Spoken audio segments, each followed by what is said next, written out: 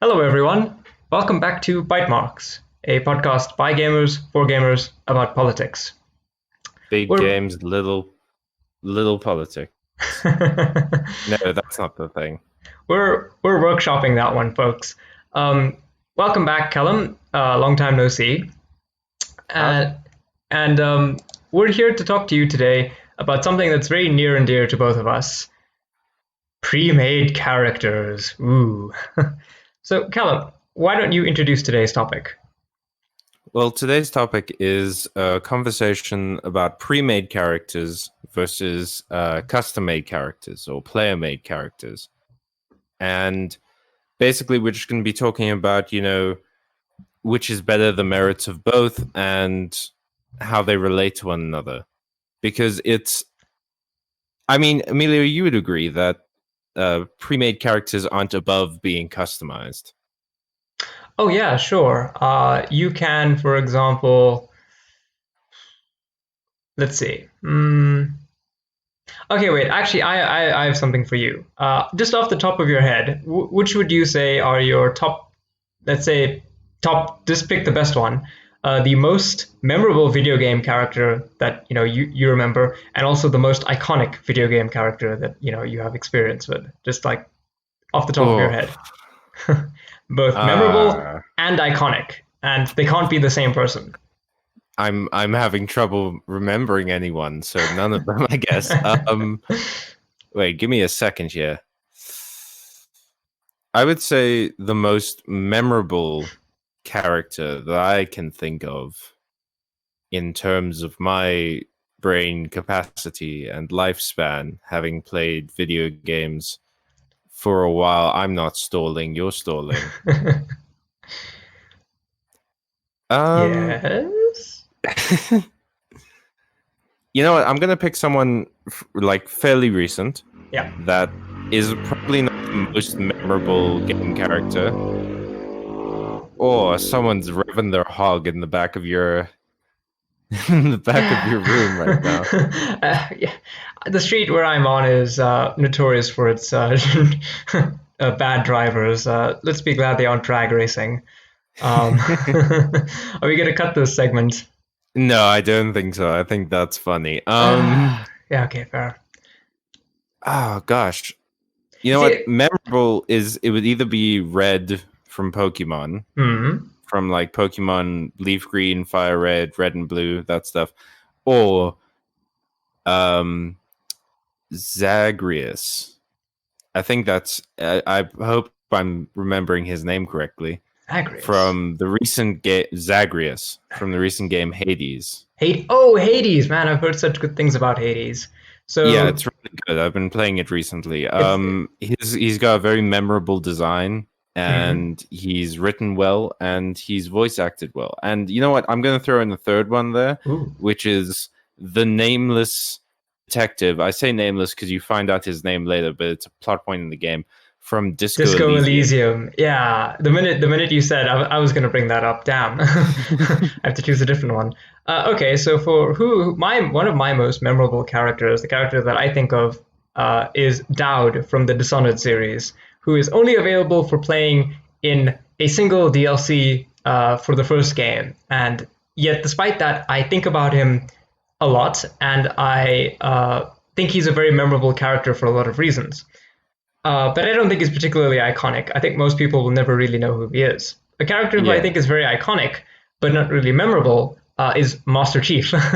Every gamer just needs to see a vaguely green blob, or vaguely angular blob, shall I say, and we can kind of intuit, oh, that's the Space Marine guy, you know? Um, yeah. That's the Master Chef. yeah, that's the Master Chef. He's my parents love his show. Yeah, my favorite part in Halo is when Master Chef battles Mary Berry or Paul Hollywood with a plasma rifle Mm. on one of the maps. But And the someone leaves a preheated oven on, and that's why the planet exploded. yeah, they gotta deduct points for that, Callum. Otherwise, the contestants will never learn. You know what? They didn't finish the fight. They couldn't even finish the bake-off. Um, so the the reason why I asked you that question, and the reason why I asked you now with no prior warning, is because it is a very difficult challenge to figure out who is memorable and who is, iconic.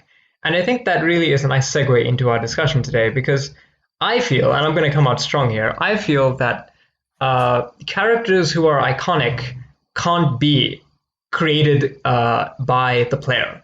I don't think, and this is my strong opinion, and feel free to disagree, but I don't think a character who is created by the player, like your master, I was going to say Master Chief, but your Shepard from Mass Effect, the guy from Dragon Age, all of those kinds of the RPG kinds of characters. One? Yeah, I don't think you can make those characters fairly, iconic.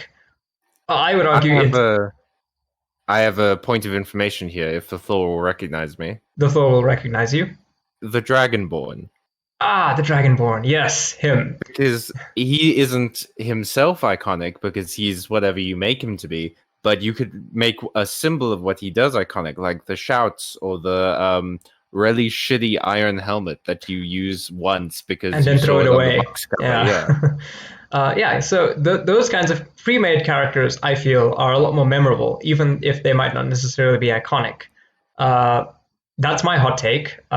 Feel free to disagree. Well, that's just the thing, isn't it? Think of some iconic characters like Link or Cloud Strife. Mario. Right? Yeah, well, I wouldn't say Mario, not for this particular argument, but okay, I'm saying Link and Cloud Strife, who are essentially emotionless and have no struggle of their own. Yes. Correct? I mean, Link and I haven't played Final Fantasy VII, but as far as I know, Link and Cloud Strife, both their only struggles are the player's struggles, and they're the audience surrogate character. They're iconic. You could say Cloud Strife to a gamer and they'd immediately think giant sword, spiky hair. If you show someone the Triforce, they'll instantly think of, they'll think of, Zelda or Link. Zelda, that's that boy adventurer Zelda, but he's the lad in the pants. They're iconic characters, but they don't have a personality. Yeah, okay, so I'm probably going to get a lot of flack for this, but one of my favorite Legend of Zelda games is Majora's Mask. And I don't really remember much about the actual Link in that Majora's Mask game. I remember a lot of the stuff around, the story, but I don't really remember, Link himself. I feel like it is a necessary limitation of making a character that you can insert yourself into, that you can't really make them, so memorable. It's sort of this problem with game design, like going back to something like, Mass Effect or Dragon Age. If you think, let's say you have a character that has like two options, right? Male or female, or three, male, female, or maybe non-binary, if you're Call of Duty these days, which is interesting. Commit war crimes and be, LGBT, nice. But yeah, everyone can commit war crimes. Ronald Reagan supports your right to do war crimes, but not your right to get healthcare, obviously. If you just think about a small number of choices, and then you start to expand on like how meaningful those choices have to be, because the more freedom you have to design the character, the more work it is for the developers to make those freedoms necessarily, manifest in the game. Stop me if this is familiar. How many times have you played an RPG, or specifically a Bethesda RPG, and you made a choice that you thought was going to be impactful, and then no one ever talks about it? Like, for example, let's say you picked a perk that gave you, I don't know, smelly feet. And you did this not because of a mechanical reason. You didn't want the +1 to onion picking or whatever it was. You just wanted to have a guy who has smelly feet. And none of the NPCs in the world ever, remarked. There's no voice line, hey, you've got smelly feet. True. You've got me there. I do. Okay. But when I think about pre-made characters as well, I mean, how many times have you played a game like God of War or The Witcher where you've done something huge and no one really talks about it still?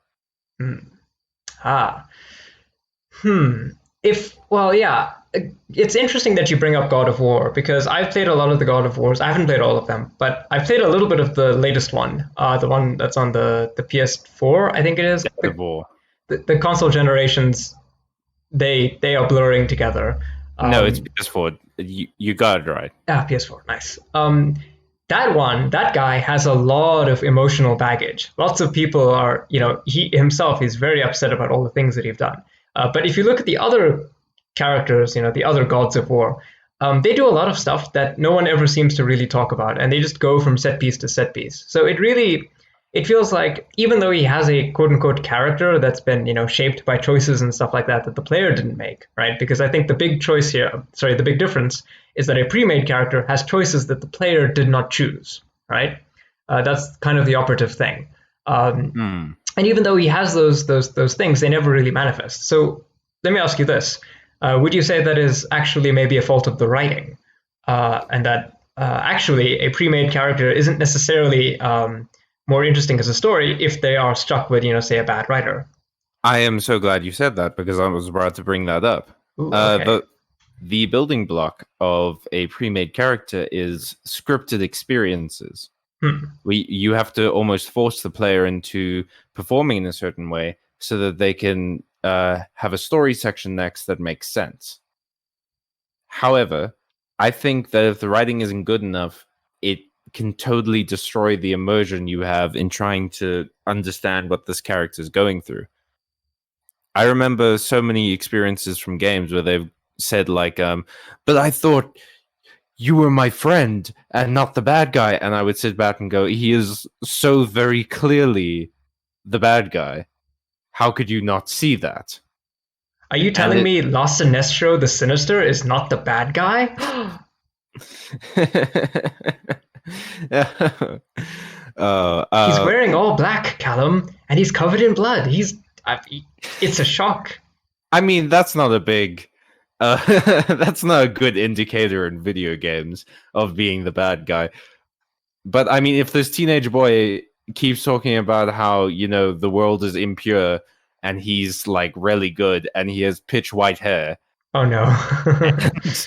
and he stands by the ocean looking out, thinking about, how much better he is in the world. And he has a big sword. Yeah, you try and convince me that, oh boy, he was the bad guy. Shocker, right? So were you thinking of a specific example, when you were saddled with a boring character? Because I have one. The Tomb Raider reboot, right? Lara Croft has always had trouble. Bless you. Lara Croft has always had trouble, I think, with characterization. In the early games, I think actually in some cases her character really shines through because she can be fairly confident and aware that she's in an action game. She'll say one-liners and things like that. But when they came up with the character design, when they storyboarded the new Lara Croft in the Tomb Raider reboot, there's this weird cognitive dissonance where the game is like, you're not supposed to kill Lara. It's a psychological torture that you force to take another human life. And then after doing that, after viciously knife fighting with an island hobo for like 20 minutes before you kill him, and then Lara has an emotional breakdown, the minute after that, the game will spawn like 3 other guys and you just gun them down, and Lara will never comment about that at all. And they want to have you be, I have this, this character arc. I have this, we're tailor making, your player experience. And then they go and do something like that. That's just, it's mind boggling, really, because it seems like they're working at cross purposes, almost in a way, here's a place that you could argue that a character creation, or at least more agency, more player agency, might actually be able to, swing it. Because if the game gave you an option to just brutally murder the hobo, press X to brutally murder, then it wouldn't be a surprise that you would then brutally murder 3 other guys who just showed up, looking for their friend. But I remember there's a game called Setsuna's Sacrifice or something like that, where you have to go into Nordic hell to rescue your boyfriend. Wait, is that Hellblade Senua Sacrifice? Yeah, that's the one. Yes, that game. A friend of mine loves it and talks about it to me a lot. And he says he was talking about how the save system works, where it like deletes your save if you die too many times. Oh no! And from a mechanical standpoint, that is tremendously bad. That is a Oh my terrible, goodness. terrible decision. But from a story standpoint, when you have this character who's so wrecked with mental anguish and mental disorders, having all of your progress deleted after too many setbacks is completely in line and a good story decision. And apparently it doesn't even do that. It just like tricks you into thinking that all of your progress has been deleted. That's And for my that's awful. it's like that scene in Undertale at the end where you fight the final boss for the first time and he closes your game. Yeah, the meta game stuff. But yeah, I don't know. I'm torn as to whether or not I think that's actually good or bad game design, because I can very easily see that being incredibly frustrating. Um, I'm not terribly fond of too many metagame experiences where, you 1 minute you're playing an anime visual novel, and then the next thing you have to dig through your in-game, your in-computer, like on your actual desktop files to find something, because the game is like, aha, I'm going to spook you with this. I'm going to fiddle with your game files. And it's like, I don't know. Maybe I'm a bit of a fuddy-duddy, but I like my games to stay games. I get it. I don't think that Heartbeat Literature Society really earned that in the same way that Undertale did. Oh, yeah. I think that it is an interesting idea that you have to do things like that. But getting back to pre-made and character creation, I want to ask you, have you ever played a game where you thought, if I could have made my own character, I would have enjoyed this much more? Ooh, okay. That's an interesting question. If I could make my own character. So, like, if I could do an RPG, instead of being, oh, here's Master Chief in space, it could be, here's the character creation screen for Master Chief in space. Is that what you're asking me? Yeah, if you could like set out on your own story, or a companion game came out where you could just interact with the world as your own character. Have you ever played a game where you thought that would have been the thing that improved it? No, I can't really say that I have, but I've definitely encountered the opposite. If you permit me, of course. When I talked about Dowd earlier, right? Dowd is the DLC character to an actual whole separate game, Dishonored 1. And Arcane Studios, they're a pretty interesting studio. They make a lot of immersive sim games. And I played Dishonored 1, and the entire time I thought, okay, yeah, this is a cool game. I get to do the stealth. I get to pretend to be a thief. I get to throw rats at people and watch them scream as they flee for their lives. I didn't kill anyone, mind you, so I have no blood on my hands. But you literally get to make rats eat the rich. Oh, it's good. We have to do an episode on Arcane, actually, because they have this weird. I've played almost all of their games, so we have to do an episode. But you'd have to send me a list of which games they made other than Dishonored. I will tell you afterwards. But the thing that strikes me the most about Dishonored is that the character Corvo is one of these blank slate characters, right? He doesn't really have a history really prior to the player taking control, and you are supposed to be, this is your Corvo. You get to play him as the crazy assassin, bloodthirsty murder guy, or the sneaky ninja I've never even been seen by anyone else, kind of guy. And to their credit, of course, the game does give you quite a bit of feedback to whether or not you're doing things. Like, for example, if you decide to kill everyone, people will be visibly freaked out by the fact that you killed everyone. However, I played the DLC, and I can remember almost all of the DLC very crystal clear, because the character, Dowd, has a character. Right? Corvo has no major decisions that he's made. In fact, the plot of the game is actually picked up by Dowd, because, spoilers for Dishonored, Dowd is the one who kills the Empress in the beginning. And when you play the DLC, he has come to regret the thing that he has done, and the entire DLC is you grappling with that decision of whether or not he feels like he earns his redemption. Because from that moment on, you can decide, oh, I've killed this lady, I feel so much guilt, I shouldn't kill again. Or I've already killed her, I can keep killing. And when Dowd grapples with his inner morality, you get the feeling that he has actually something to lose, that he has a sense of himself that he's actually throwing away when he plunges the knife into another guard who happened to linger too long by the gate, you know? And I kept thinking the entire time, I want more of this in the first game, because Dowd has choices that he's made that I have to grapple with, and that forces me into more interesting conflicts than Corvo, who has made no choices, and I get to make fresh choices. And yeah, sure, the characters will do their thing, but I don't get to really feel that I'm really nudging them, in a direction, or I'm changing their opinion of me, or stuff like that. I always feel like I'm experiencing this for the first time, and I always thought more of this. And lo and behold, they do introduce more of that in the second game. The second game does have more of the things that made Dowd so interesting, to play. I would say that's probably why more people picked Emilia in the second game rather than Corvo. Besides the fact that she has just better powers. I mean, if I recall correctly, her blink in that game reaches about a foot further than Corvo's does. The Shadow Hand, yeah. Yeah. I actually play the game with no powers, so I can't comment. Really? Yeah. Why do you play this game without powers? That's like the whole point. It's a very interesting experience to navigate a world that is designed for someone with powers with no powers. So I'm just running around sneaking like I'm playing an old thief game, not using any powers. I think I beat the game in maybe 10, 12 hours. So those games are a great morality test for me, because even though I do get powers, and I decide to myself, like, I'm just gonna go full on crazy psychotic mode this run. I always end up defaulting back to, no, I'm just gonna knock them out.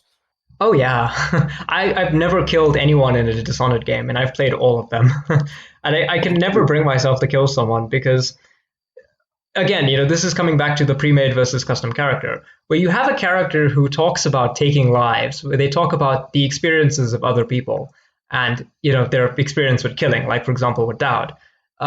I feel much more of a connection to the act of them killing than I would if I had just had the freedom to create my own character, because, I don't feel like I'm losing anything when I kill, if I had to kill someone, playing as a Corvo or whatever.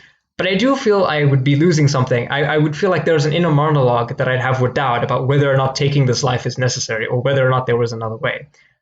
It is quite telling, of course, because you and I, we're the weirdos. We play the game by not, killing people.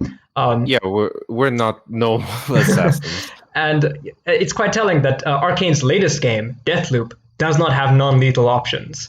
The studio made a statement saying that they felt that the choice between killing people and not killing people results in too much moral complexity, and so now you can just go wild, and there's no option to non-lethally kill people. You just go loose with your guns and just unload on the enemies. But that's dumb, though. And I'm gonna say, by jumping back to Dishonored for a second, one of the things that I love about Corvo as an audience surrogate is the turmoil I feel when it comes to killing people. Like in this game where I have the choice not to. Because it's not that it's like a black and white, am I going to kill this person or not kill this person? Which one gives me more points kind of deal. If you pay attention during Corvo's story, you find out that the not killing them option isn't better. I mean, there's one section where you have to go into a bordello and kidnap these two brothers. And if you just knock them out and then deliver them... Yeah, if you deliver them to this gang leader, Slackjaw, he cuts off their hair and cuts out their tongues and sends them into the slave mine. Yeah, and it stops being the options are kill or not kill. It's, can I kill someone or can I condemn them to this death, incredibly worst life? Yeah, I think the mission after that is also bad because you have to deal with Lady Boyle. Oh, yeah, and you have to give her to that creepy dude.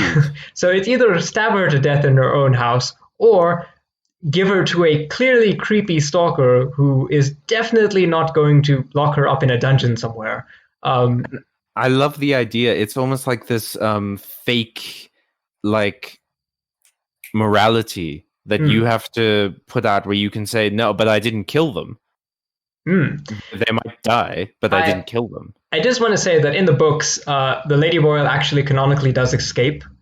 She swindles that guy out of his fortune and ends up a rich person. So maybe killing her was the more justified option. Wow. Oofa doofa. Oops. But Uh, actually, that's an but to interesting. Oh yeah. No, what were you no, gonna you were say? saying? Oh yeah, it's an interesting point that you bring up. You know that you're injecting your own morality because I feel that the strength, because I do think there are places for custom characters, and I feel the strength of it is when you have a compelling narrative that forces you to make those decisions for yourself, right?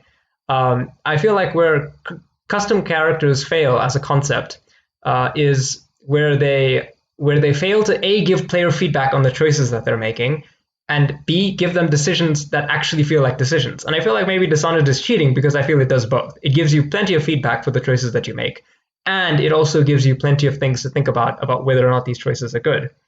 Okay. But can But I say this in yes, response? So,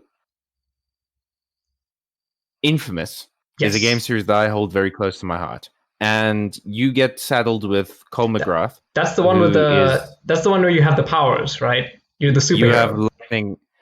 Basically, a bomb explodes in Manhattan or fake New York, and it's a special kind of science fiction bomb Ah, that kills everyone except people who are born with a gene for superpowers, and then basically sucks all their energy into you to activate that gene.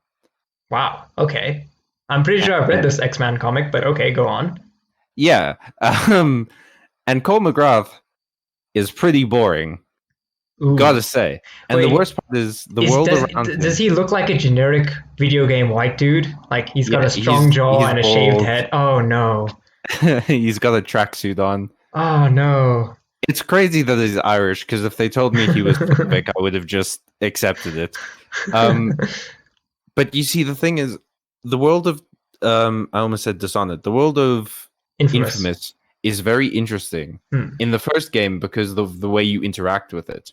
You know, you try and capture the city and change it either into, depending on whether you're being good or bad, you change it into like your death camps or your sunshine valleys of eternal peace. Hmm.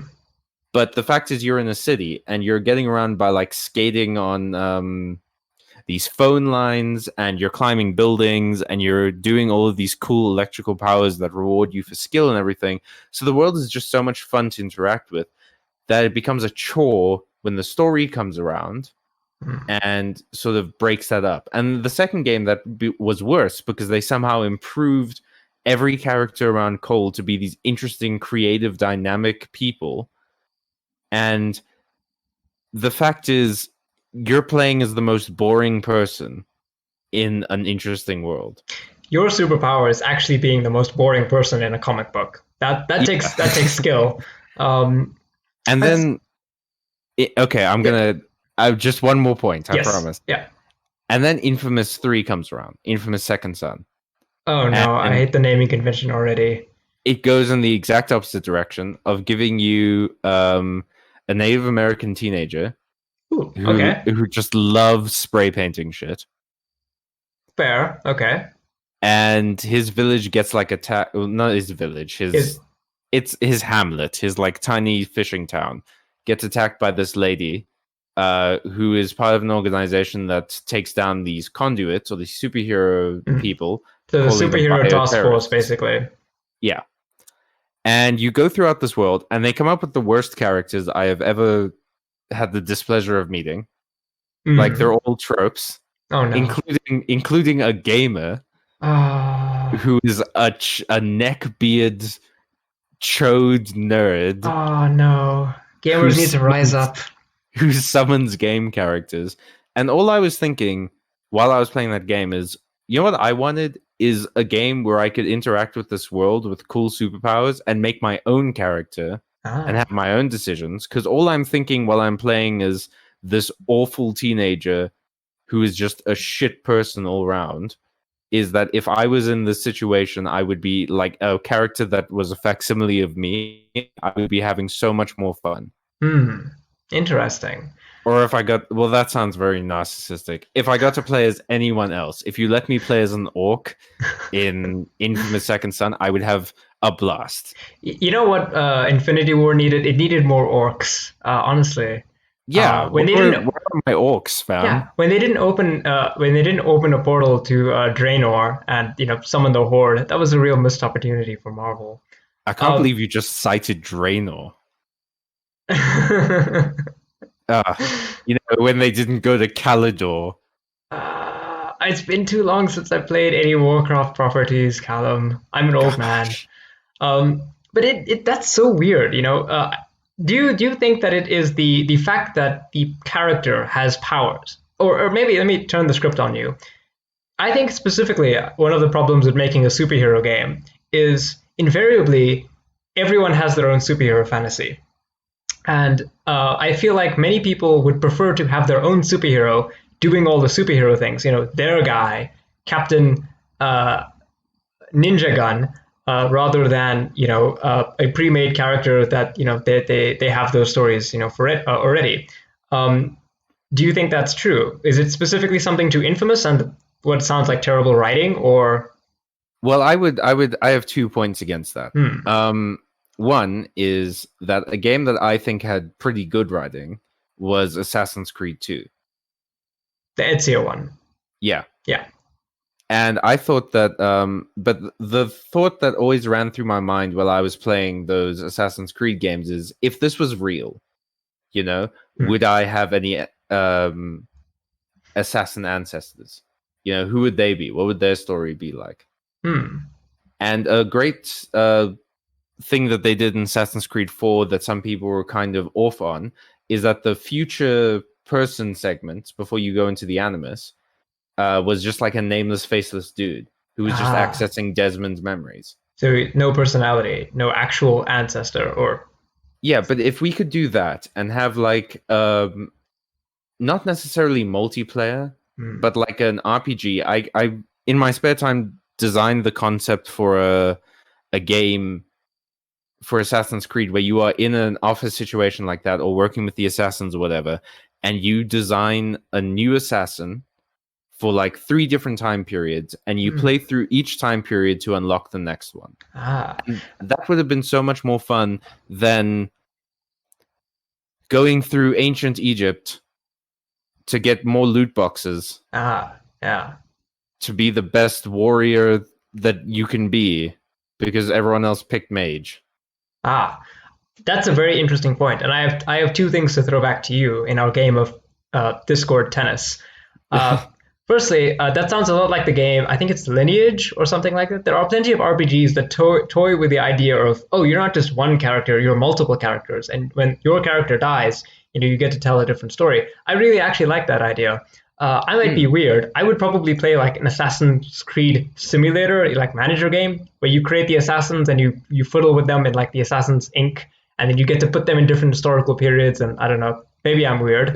But that is literally talking about the most boring part of Brotherhood from that game onwards. Okay, yeah. You're talking to a man who played Dishonored 2 with not using any powers. When the outsider was like, come choose your powers, Corvo, I was like, nah, I'm good. I choose bureaucracy. That's the worst Pokemon game, the one that's coming out after whatever the current one is. But the second point, you talked about loot boxes, and I actually have a very relevant example to this discussion. I want to shift the gear from talking about our favorite video game waifus and husbandos to talking about their guns, right? Have you played Dead Space? I have seen Dead Space. I have not ever touched it. I don't get within spitting distance of horror. Okay, maybe that explains why I'm such a weird person, because I love horror games, and Dead Space 1 ranks pretty highly in one of my favorite games. It does, you've got a diegetic interface, so everything that you need to see, you can see on Isaac. His health, all the guns, their ammo is like on the gun, and it's really cool. And it really immerses you in the idea that, you're just an engineer, But something that's really interesting about Dead Space is that the guns are all purposely, or at least in Dead Space 1 and 2, the guns are all purposely designed as mining equipment first, except for one exception, which is an actual gun. But the majority of the weapons are mining tools, right? And you can see what they are used for in mining, right? Oh, this is used for cutting, rock. That's used for sending survey probes, da da da. Yeah. And by being in Dead Space, where you have to fight the necromorphs, who are zombies, but you have to dismember them, you are forced to now, okay, well, now I have to use these tools in a way that they weren't designed, and now you can start to get character and sort of feedback. But Dead Space 3 doesn't do that, Callum. Dead Space 3 has a different system. Do you want to guess what it is? Is it crafting? Ding, ding, ding! You win a prize. Oh, no. Terrible. The knowledge of what's going to come is your prize. I don't want this prize. Too late, Callum, too late. No. Yes, Dead Space 3 has a crafting system. So they decided that instead of Isaac, Isaac is an engineer, right? So in some sense, it does make a little bit sense. Oh, Isaac is an engineer, so he can fiddle with things and, make stuff. And you do a lot of that in Dead Space 2, where you are jury rigging, devices, and you're pulling, parts and stuff like that. I think in the beginning of the game, you improvise a technology by ripping it out of a medical device, right? You need something, I think it's a stasis module, which is like you can freeze objects in space.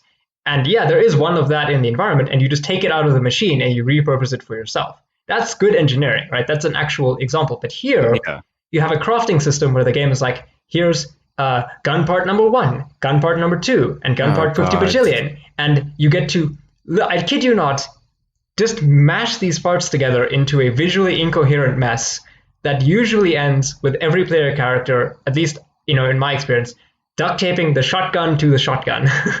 We cannot get away from crafting mechanics. Survival games have infected the entire world. we just like Tim Curry said, we have to go to the one place that's untouched by crafting mechanics. But it turns out space has already got crafting mechanics. Space. So it goes deeper than that, Callum. Because every gun feels really kind of samey.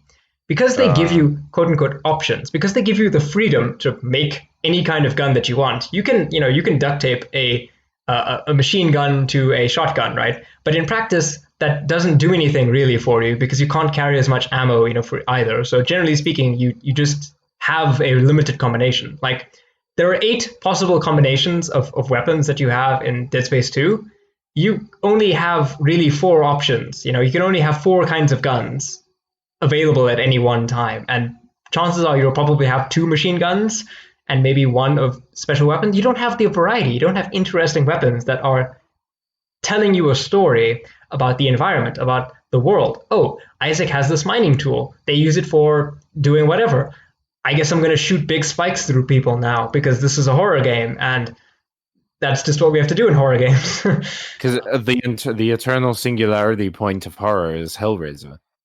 You're making your own Hellraisers. Oh, you have no idea how right you are. At the end of that game, spoilers for Dead Space 2, there's a moment where you have to have a battle inside your own mind and fight your ex-girlfriend, I think it is.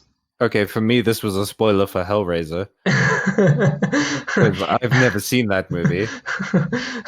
And then you shoot a guy with one of these spike guns, and it spikes him in the head, and it's really horrific. It's actually quite gory. And actually, one of the most infamous parts, I think, about Dead Space 2 is the scene where you have to sit in the machine and manually guide a needle into your own eye in horrific detail. That Dead Space 2 takes a lot of cues from Hellraiser. Jumping junkies, Batman. And it's so easy to fail, Callum. That's the worst part. You have to carefully move the mouse, like little by little. Otherwise, Isaac will just literally just put the pedal to the metal like an inexperienced driver on his driver's ed test and just jam the needle into his eye and then scream at you while he bleeds out on the table.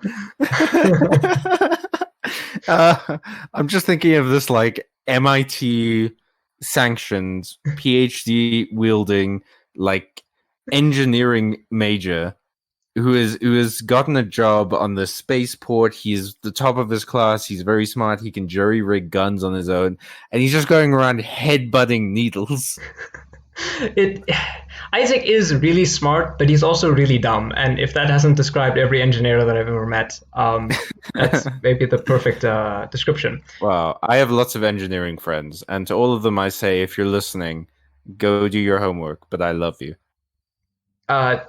If you're in one of my classes, yeah, please do your homework. But If you're the in one of his classes, don't play Dead Space. He'll talk to you for hours about it. This isn't even a podcast anymore. He's holding me at gunpoint over the internet. Speaking of holding you at gunpoint, do you want to know how they make the crafting system worse? Tell me. Microtransactions. Oh. Yeah, you see, Callum, it turns out that in the future space where there are guns that you can duct tape to other guns, you don't actually have enough resources to really do a lot of stuff. You get this little bot actually fairly late into the game, that you use to scavenge for resources. But guess what? It takes time. And you could just buy a bot, Callum. You could just buy the bot and have it scavenge for you. And then you could just buy the resources. And, if you buy this resource pack, you're guaranteed to get a gun barrel number 37 that has 50% more gun damage, And whenever you talk to me like that, it sounds like you have a trench coat on and you've got like a fake neck beard on and a fedora, and you're standing underneath an overpass and you're like opening the trench coat and you're like, buy a loot box, kid. Do you want a loot box? You can get to the next level real quick. The worst part is the loot boxes aren't really that helpful because Dead Space 3 isn't even that difficult.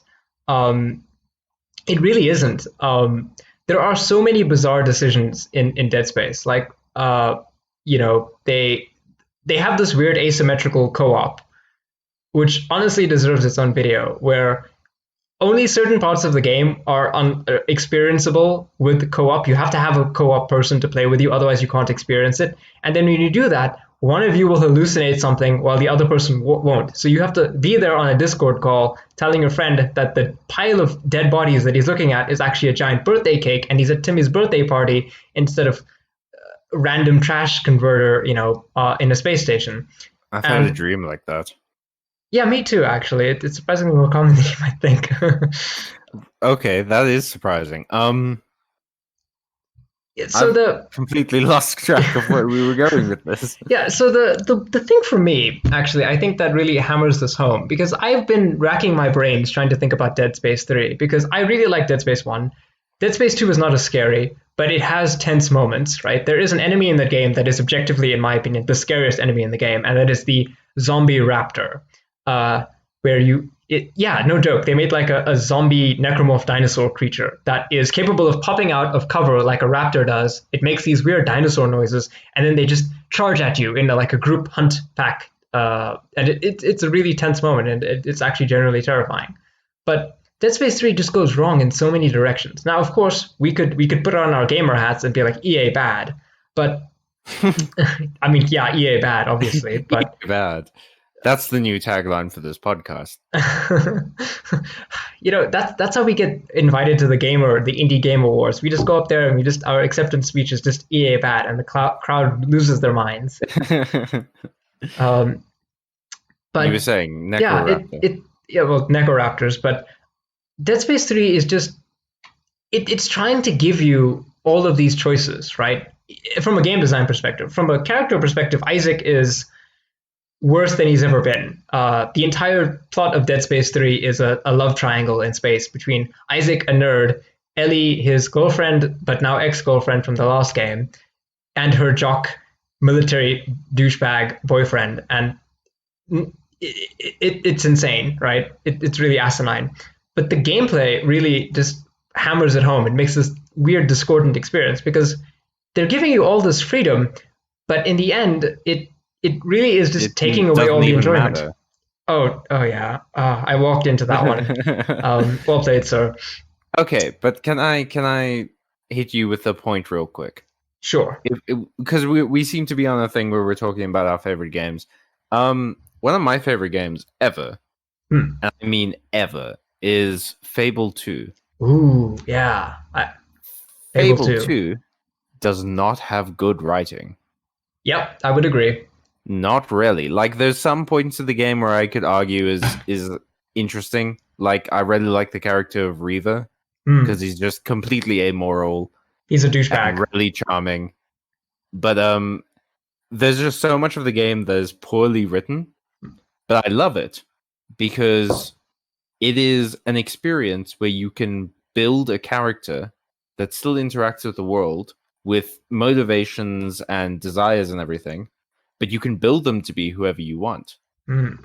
An experience I like to do with all of the Fable games is I tend to make 3 saves and then invest in every different thing separately. So I go for will and uh, Strength. skill and strength in 3 different saves to see how it affects the character. Hmm. And it always brings out an interesting result.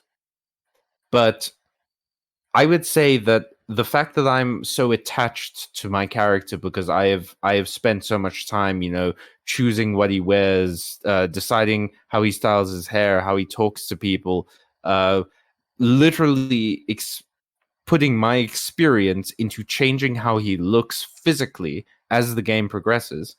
I don't even care about the bad writing. I still feel like I've accomplished things when I finish the game. So But let me. sorry. Well, I was just going to ask you. So do you? Let me say what were going to say, and then I'll hit you back with another point. Well, another game that I played recently was Ari and the Secret of the Seasons, or something like Hmm. that. I played it for a review, and I ended up hating it Ah. because it's also poorly written. But the thing is, I quite liked the main character Ari when she was first introduced to me because she's like a girl who wants to, get out there and adventure and everything, and her brother's missing, so she has a clear motivation. She's not written like a badass action lady who's basically just a man but a lady. Hmm. And she has like emotions and drive and everything, and she's brave and it's cute. It's very Disney. Okay. But Yeah. as Sure. the game progresses, it's so poorly written that I lose all interest. Finishing that game didn't feel like I was accomplishing anything other than getting out of hell. And then you went and played Hades. Yeah, and then I went to play Hades, and I found out that hell's actually pretty hot. So, God, we need to make an episode where I can just simp over every character in Hades. Yeah, I think we do need to do that. I need to have an episode where I talk about all of Dishonored, and you need to have an episode where you talk about all of Hades. Maybe that'll be one of our Patreon bonus episodes. Yeah, well, if you want that, join our Patreon and vote below to get us to just talk about what we like to gush over games for half an hour each. Yeah, I think that's a fitting a bonus reward. Or you can get bloopers. I think we probably have bloopers. Oh Um, yeah, we're definitely releasing unedited versions of these videos because we go off on tangents. Yes, some of them food related actually. But to swing everything back, I think one of the problems that I think a trend that has kind of crept into the gaming industry, I think, is the tendency. Because you see, here's the thing: player customization, as you pointed out, can make you invested in a story even when the writing is bad, because you are obviously invested in yourself. And if you're put into a story, even if it's the worst story in the world, you're going to still feel, hey, I've got some attachment to this. I have some stake. You can disguise fairly bad gameplay or, a bad story by having the player, feel like I'm there, I'm doing the things. That's why cutscenes that can render custom made characters is such an important thing, right? Because Yeah. now it's not just a grizzled space marine dude, but now it's my grizzled space marine dude, and he's wearing the Hello Kitty armor that I spent hours customizing. Oh, I want that so badly. Okay, I'm gonna slap back at you with this. Would you say that an iconic character like Mario is well written? Hmm. Okay, now I have to make sure that the Nintendo police are not listening to this. Otherwise, Because by your logic, I mean, you could self-insert a character into the worst stories and it could still feel attached. So many people are attached to Mario, but I would argue that Mario has no writing. yeah, I would say the same. I don't think Mario is well written at all, simply because he has no writing. Um, the only times I've ever seen Mario have a personality is in like some of the weird outside games that are not like Mario centric. Like I think Paper Mario. in one of the Paper Mario, but one moment comes to mind in one of the Mario Party games. If Luigi beats you, then Mario will step on his foot or rub his foot into the dirt or something because he's upset that he lost. And that is like the only time I've ever seen Mario have a character, outside of like Yeah, a Paper Mario game. And actually, I would totally agree. I wanted to mention before that the only Link from any Zelda game that I've ever seen have a personality is Wind Waker, when his sister is kidnapped and it's that weird cell shaded thing, and he's like has all these tiny little actions and facial expressions that give him so much more personality. And people hated that game when it came out. People don't know what they want, Callum. Let's be honest. People don't know what they want. They don't want Master Chief to be wearing a Hello Kitty armor. They don't want the next GTA to take place in Lordron. They When am I gonna get GTA Gondor? I want that. Lord of the Rings, but Rings is spelled with a Z. And Yeah, and speeding game. oh man, that would be so much fun. But yeah, to keep, I have to keep steering back this fun ship back into the terrible darkness. But yeah, I've seen this trend where a lot of customization, a lot of quote unquote player freedom has really just been an excuse to disguise and sneak in, to Trojan horse in, if you will, monetization schemes that are meant to milk you for money. Would you agree with that? Absolutely. I've seen so many games where you get offered not necessarily like the best stuff through loot boxes, but like the most unique looking.